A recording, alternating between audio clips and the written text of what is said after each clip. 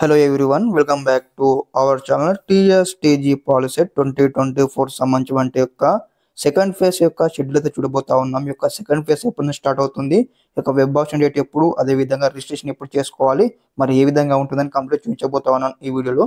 ముందుగా వీడియోకి లైక్ చేసి ఛానల్ ఇంకా సబ్స్క్రైబ్ చేసుకోండి. మీకు ఈ విధంగానే పాలసీకి సంబంధించిన గైడెన్స్ అయితే వస్తూ ఉంటాయి మన ఛానల్ నుంచి.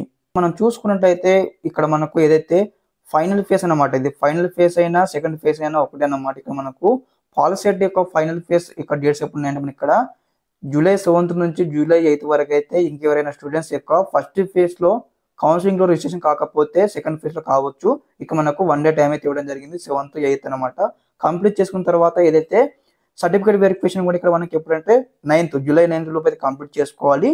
ఇక్కడ సెకండ్ ఫేజ్ యొక్క వెబ్ ఆప్షన్ ఎప్పుడు నుంచి స్టార్ట్ అవుతుందంటే ఇక్కడ చూడండి మనకు జూలై 9th నుంచి జూలై 10th వరకు అయితే కంప్లీట్ కావడం జరుగుతుంది యొక్క వెబ్ ఆప్షన్స్ కూడా. అదే విధంగా ఫ్రీజింగ్ ఆఫ్ వెబ్ ఆప్షన్ అంటే last date of web option కూడా మనకి ఇక్కడ జూలై 10th వరకు అయితే ఇవ్వడం జరిగింది. అదే విధంగా మీ యొక్క వెబ్ ఆప్షన్ అయిపోయిన తర్వాత అలాట్మెంట్ ఇక్కడ మనకు జూలై 13th నాడు అయితే రావడం జరుగుతుంది.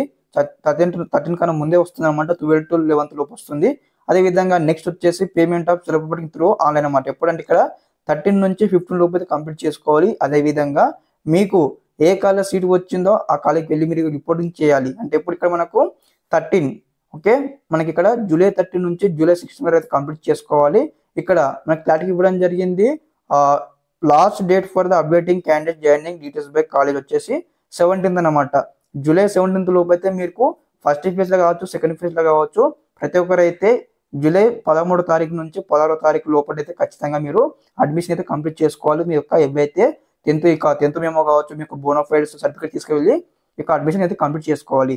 అదే విధంగా క్లాస్ వర్క్ వచ్చేసి మనకి ఇక్కడ జూలై 15th నుంచి అయితే స్టార్ట్ కావడం జరుగుతుంది. అదే విధంగా ఓరియంటేషన్ డే వచ్చేసి మనకి ఇక్కడ 15th నుంచి 17th వరకు అనమాట. Orientation day nothing but is day introduction day అనమాట. ఓకే, మీ క్లాస్ వర్క్ వచ్చేసి ఇక్కడ మనకు జూలై 18th నుంచి అయితే స్టార్ట్ కావడం జరుగుతుంది.